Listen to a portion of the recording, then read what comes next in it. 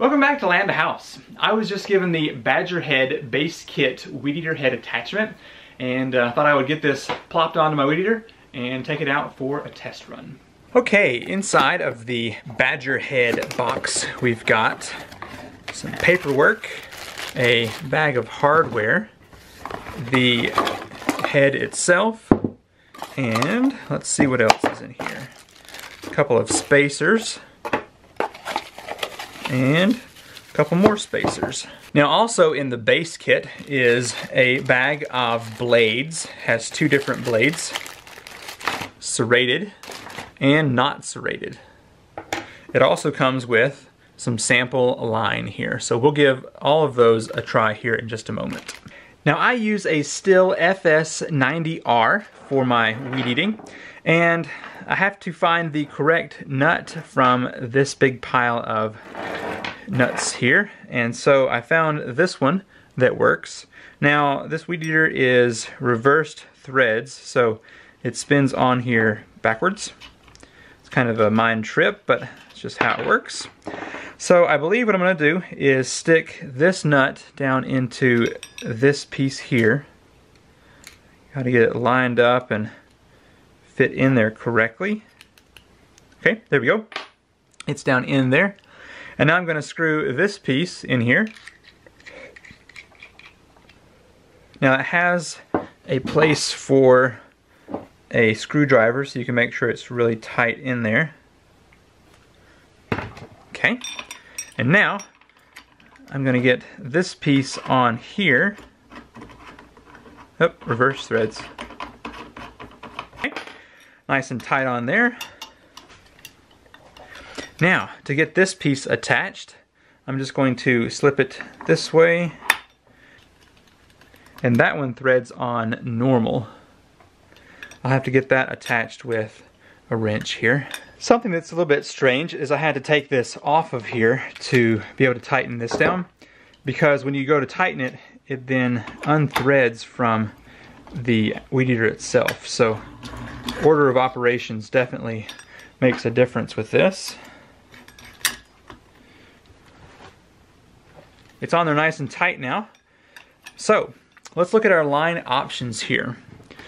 Strangely, there is a pin on top here that is held in place magnetically, but if you'll notice, it can't go past this top plate here. So it's not going to become flying out, which is a good thing. Now it may pop up somehow, perhaps, and lose this plastic piece. I don't know. I mean, it's in there pretty decent.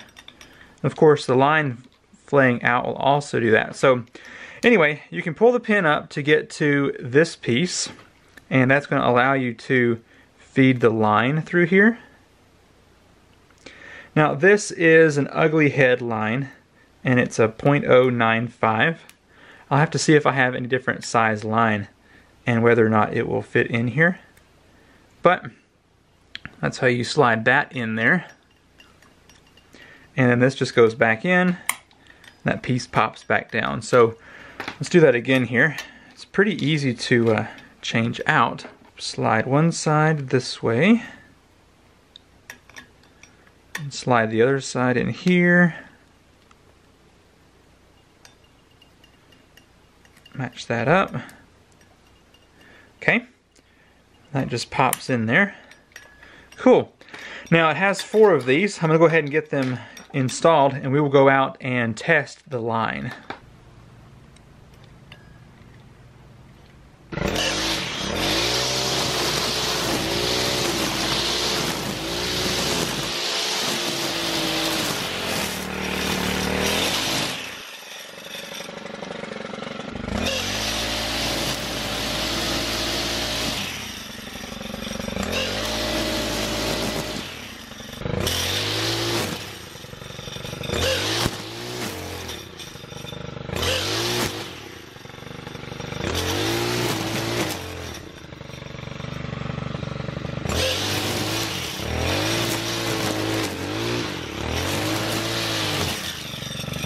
Well, that worked out very well.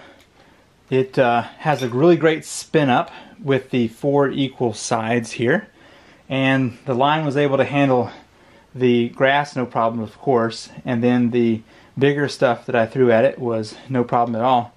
So let me spin this a little bit to the side and see if it's got any marring here.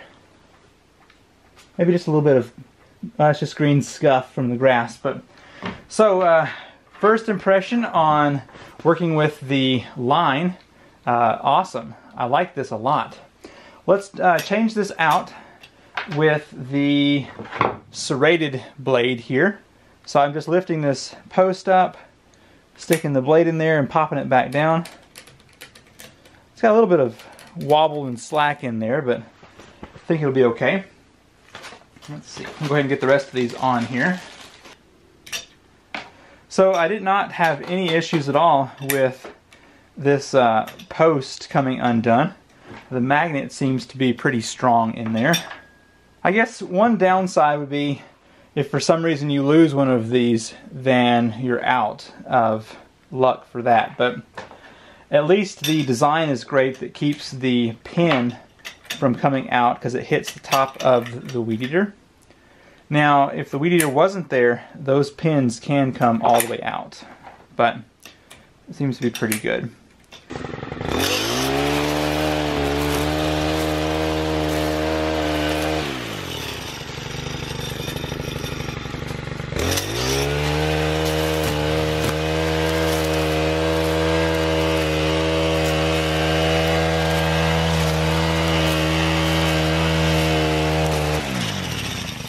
I had forgotten how awesome it is to have those blades on a Weedeater.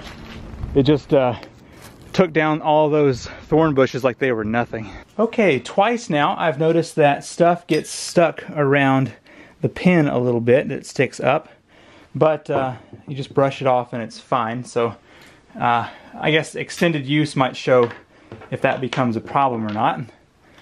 Well, let me go ahead and get these installed here. The non-serrated edge blade. Now I'm going to put these to the test. We're going to head down the hill to a multiflora rose bush and give it a good go and see how well these non-serrated blades last up to something really tough.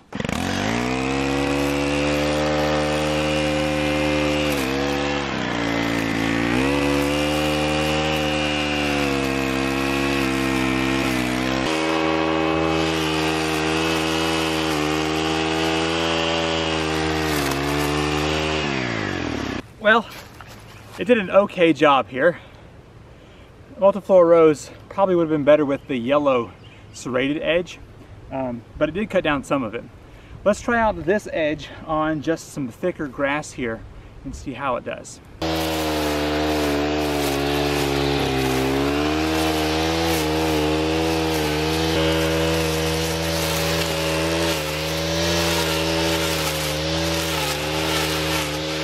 I feel like that's enough abuse for an initial test, so let's see how well this thing did.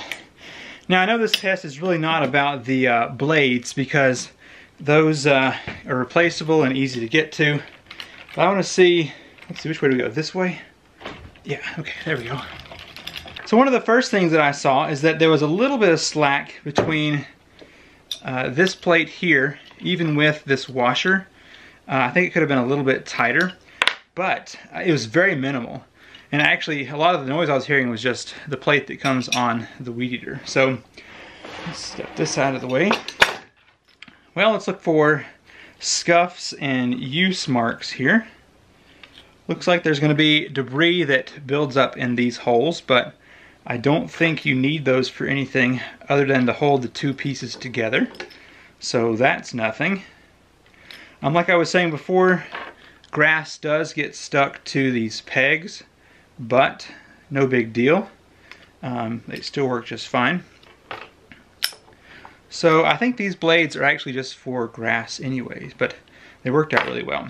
Oh, that's what I was talking about. The pins will come out if the Weedeater plate is not there to stop them. So if that's the case, if for some reason you're using a Weedeater with a smaller end piece here, you may pop one of these pins and lose it, so keep that in mind. Now, one feature I'm really enjoying is that everything inside of this channel is totally smooth. Everything is rounded. The middle part of the channel is round, all the pins are round, and these middle shafts are round. Also, the way there are no sharp edges around here is really nice. For this very limited first run, I am very impressed with this tool. It's a little on the heavy side, which I do appreciate. Because it is so compact, it actually spins up just fine, just as fast as any of the other attachments I've ever used. The attachment to the bottom, I wound up not using a washer, and I think that did better. It snugged this nut up closer here. Now, so for the things that I might be concerned about, losing one of these magnetic pins, they actually are pretty solid in there. You can probably hear the snap. Yeah, so the magnets are very strong, and with the Weedeater that I have, with this plate on here, I'm never going to lose those past that anyway. That's a good thing. The mounting hardware is sufficient, I believe. It's got two of these large nuts, so if you have no shaft, then you can use this one. If you're like mine and it's got the shaft, then you use this other one, and it's pretty easy to install. Comes with a couple of different spacers that were easy to use. Another issue that I think is going to have, that some people are going to have, is losing these little plastic things. I don't know, I know myself, and I'll be changing one of these out, set it down, and forget about it. So that may be something you have to buy backups of. Now, as far as going through these, they are pretty inexpensive for a big pack of these. And if you flip them over, you can use the other side. I've never used this kind before, and it was really nice to cut grass, not so much those rose bushes. So, I give this a 2 thumbs up for being a great Weedeater head attachment. Now, is this Weedeater head attachment for everyone? No. Some people like the pop button line feed, and that's totally fine, but personally I don't like those, and so having a 4-headed attachment piece is really awesome. It's been my experience that using 3 or 4 of these line heads is going to last longer than the pop button, because I'm always accidentally feeding out too much. If you'd like to check out the BadgerHead Weedeater attachment, I will have the links in the description below. I'm going to continue to use this all summer long, and we'll come back later and do a follow-up video on how well it has performed. Thank you for watching. As always, write a good comment down below. I'd love to read it. I'll see you next time. Bye.